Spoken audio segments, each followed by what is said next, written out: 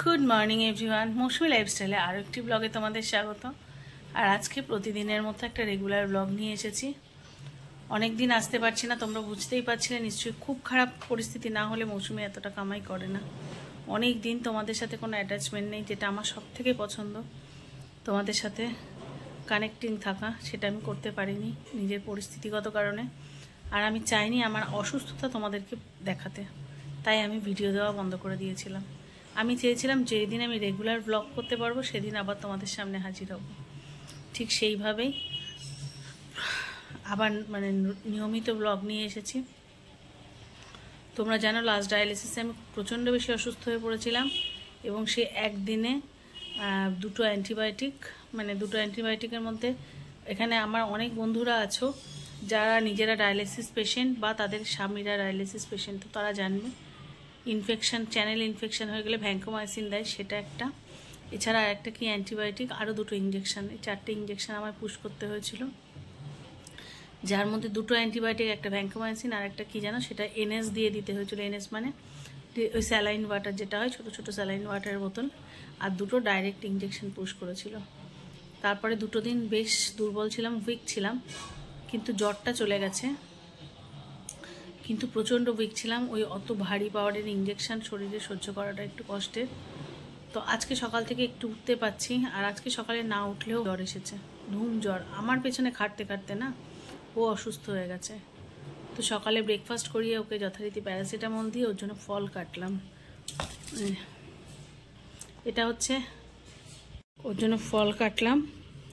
এই যে এটা আমার গাছের ড্রাগন, শশাটা কেনা।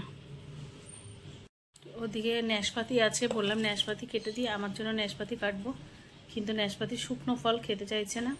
তো গাছের ড্রাগনটা হয়েছিল, কালকেই ছিঁড়েছি, তো ড্রাগনটা কেটে দিলাম, আর একটা শশা কাটলাম, যে বসে বসে একটু একটু করে খাক। কারণ আমি এক্ষুনি ব্রেকফাস্ট করিয়ে ওষুধ খাইয়েছি, তা ভাবলাম 5 মিনিট বাদে দেবো। তো সেই জন্য এবার রান্না করতে যেতে হবে আবার। সকালবেলা ব্রেকফাস্টটা মাম সামলেছে, একটু ম্যাগি করে খাইয়েছে ওদের, আর আমি আর ওর বাবা স্যান্ডউইচটা আমি করেছি, আর 2 বোনের ম্যাগিটা মাম করেছে। যাই হোক, সকালে ওটা হয়েছে। দুপুরে মাছের ঝোল একটু করতেই হবে, কারণ ও বড্ড উইক, ওকে ওষুধ দিতে হবে। আর কাল রাত্রে জ্বর, তো এক্ষুনি অ্যান্টিবায়োটিক দিচ্ছি না, 1-2 দিন দেখি, কারণ প্রচুর খাটনি খেটেছে লাস্ট এই প্রায় 1 মাস ধরে। আমার পেছনে যে পরিমাণে খাটনি যাচ্ছে, তাতে স্বাভাবিকভাবে একটু বেশি অসুস্থ হয়ে গেছে। সকালবেলা দেখলাম 103 জ্বর। তো চলো ওকে আগে ফলটা দিয়ে আসি। এদিকে আজকে অনেক দিন কাচাকাচি হয় না, মেশিনে কাচতে বসানো হয়েছে। তো এই চলো ফাইনালি আমি উঠে বসেছি। হয়তো অনেকটা উইক, টানা দাঁড়িয়ে কাজ করতে পারাটা একটু কষ্টের হলেও করতে হবে, কারণ যে মানুষটা আমার পেছনে খেটে খেটে অসুস্থ হয়ে গেছে, তাকে এখন দেখার দায়িত্ব অবশ্যই আমার। তো চলো ফলটা দিয়ে আসি। আর মাম গেছে একটু পাড়ার দোকানে। মাম পাড়ার দোকান থেকে দেখো নিয়ে এসেছে, তোমরা বলো না মুড়ি, দেখো আমি এই মুড়িটা খাই, এটা দেখবে, এই দেখো অ্যামোনিয়া ফ্রি, ইউরিয়া ফ্রি, আর সেই জন্যই আমি এই মুড়িটা খাই। আর এনেছে টমেটো, পেঁয়াজ, আদা, ও ঠাকুরের মিষ্টি এনেছে। তোমরা অনেকেই বলো, এবার তোমরা টমেটোটা দেখেছো, অনেকেই অনেক রকম কমেন্টস করো, টমেটো দেখে বলবে তুমি না কিডনি পেশেন্ট, তুমি টমেটো খাও না। আমি খাই না। আমি ছাড়াও আমার পরিবারে আরও 3টে মানুষ আছে যারা সাধারণ মানুষ, তারা কিডনি পেশেন্ট নয়, তারা খায়। অনেকে এমন উদ্ভট কমেন্টস করে, রান্না দেখলেই বলবে তুমি না কিডনি পেশেন্ট, এই ধরনের খাবার খাও। আরে ভাই, আমি ছাড়াও 3টে মানুষ বাড়িতে আছে, তারা সুস্থ মানুষ, তাদের জন্যও কিছু খাবার করতে লাগে। এ বাড়িতে শুধু কিডনি পেশেন্টের খাবার হয় না, সাধারণ মানুষের খাবারও হয়। এ বাড়িতে একটা কিডনি পেশেন্ট, বাকি 3টে সুস্থ মানুষ। তো যাই হোক, মামের জন্য অপেক্ষা করছিলাম, মাম এসে গেছে, এবার রান্নায় যাব। তার আগে তোমাদের দাদাকে ফলটা এখনও দেয়নি, একবার দিতে গেলাম, দেখলাম সে একটু ঘুমের মধ্যে আছে, কিন্তু এবার যাই হোক, ঘুমালেও কিছু করার নেই, তাকে ডেকে তুলে খাওয়াতে হবে, কারণ তার শরীরটা উইক। দেখো অবস্থা, যে সারাদিন নড়ে চড়ে বেড়ায় তার অবস্থা দেখো। এই যে উঠবে, এতটাই উইক হয়ে পড়েছে, সারাদিন ঘুরে বেড়ায় সে না, তো সারাদিন ঘুরে বেড়ায়, এখন দেখো শুয়ে রয়েছে এত বেলা। তো রান্না বান্না শেষ করে স্নান দান করে নিলাম। তোমাদের সাথে আর রান্না শেয়ার করতে পারিনি একসাথে, না এত কিছু পারছি না, কষ্ট হচ্ছে। তো ভাবলাম অন্তত কী রান্না করেছি দেখাই, যদিও খুব ব্যাগারেরই করেছি, তবুও শেয়ার করি। গামলায় আমার ভাত আছে তোমরা জানো, স্টিলের গামলায় করি। আর এটা না কালকের একটা তরকারি পাঁচমিশালি, এটাও কালকের, সেটাকে শুধু গরম করে রেখেছি। এটাও কালকের, সব এক্সেস ছিল অল্প অল্প করে, এগুলো গরম করে রেখেছি। আর রান্না করেছি শুধু এই যে মাছের ঝোল পোস্ত দিয়ে।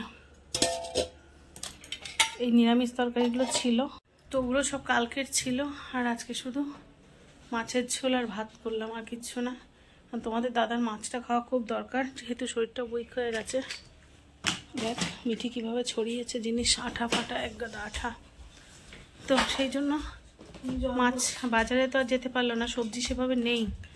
এবার আমার ক্ষমতা নেই আমি বাজারে গিয়ে বাজার করে আনবো, আর ওই মানুষটার অত জ্বর, আমি তাকে বাজারে যেতে বলতে পারি? যেটুকু প্রয়োজন টুকটাক দু একটা পাড়ার দোকান থেকে মা এনে দিল, তাই রান্না করলাম। তবুও তো মাছের ঝোল ভাতটুকু দাঁড়িয়ে রান্না করতে পেরেছি, এ কদিন দাঁড়িয়ে চা করার ক্ষমতাও ছিল না।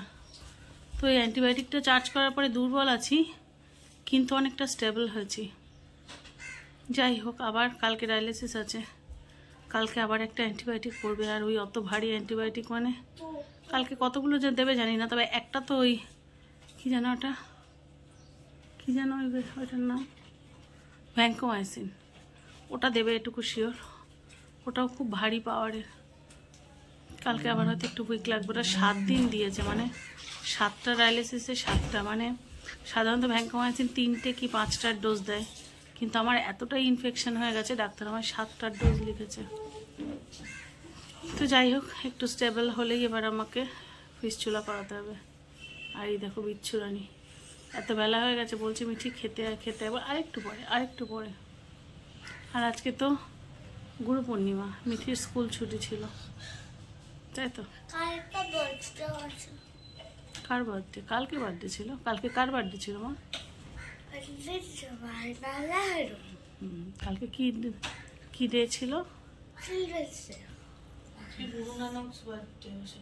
ও আচ্ছা আচ্ছা, আজকে গুরু নানকস বার্থডে, তাই। চলো বাচ্চাদের খেতে দিই, ওর বাবাকে খেতে দিই। আমার আমি বেরিয়েছি খেয়ে দিয়ে উঠে।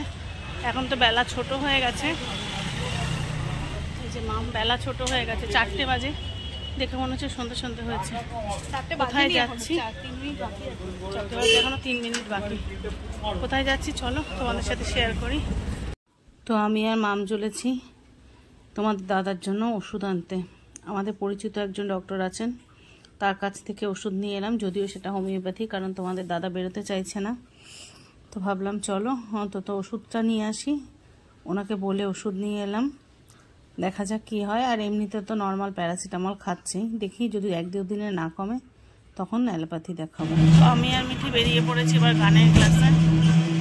বাড়িতে এলাম, এসে একটু চাটা খেলাম, খেয়ে খুব টায়ার্ড লাগছে খুব, কিন্তু উপায় নেই।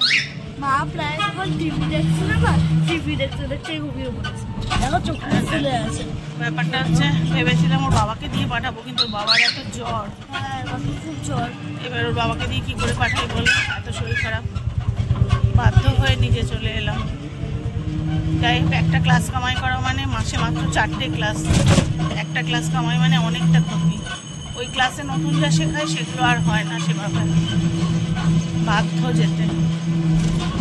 চলো গানের ক্লাসে যাই। আমার ক্লাস হয়ে গেছে, আমি আমার চুলও বেঁধে দিয়েছি, আমার গরম লাগছে।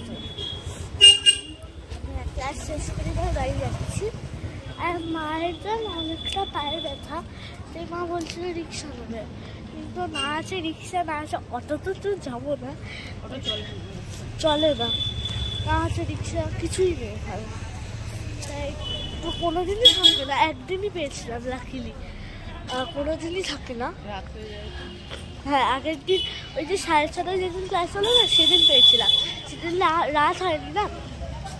আর এরকম সময় হলে খুব রাত হয়ে যায়, আর আমরা পাই না, মাকে হাঁটতে হাঁটতে যেতে হবে। আর যেখান দিয়ে আমরা খাবার নিই সেখান দিয়ে আমরা আজকে খাবার নিয়ে যাবো। প্রায় দিনই নিয়ে যাই, কিন্তু মা খায় না ওসব। প্রায় দিন নিয়ে গেলেও মা খায় না, মা বাড়ির খাবারটাই খায়, আমাদের দেয়। আবার তো লাকি আজকে পেয়ে গেছে আবার রিক্সা। আমরা যখন যাচ্ছিলাম তখন বাড়িতে দেখলো দুটো রিক্সা ছিল পাশেই, ফাঁকা পুরো, কিন্তু শুনলোই না কথা। পাশে আরেকটা রিক্সা ছিল, সেটা মানিল। চলো আজকে এখন বাড়ি যাই, টাটা, দেখা হচ্ছে নেক্সট ব্লগে, বাই।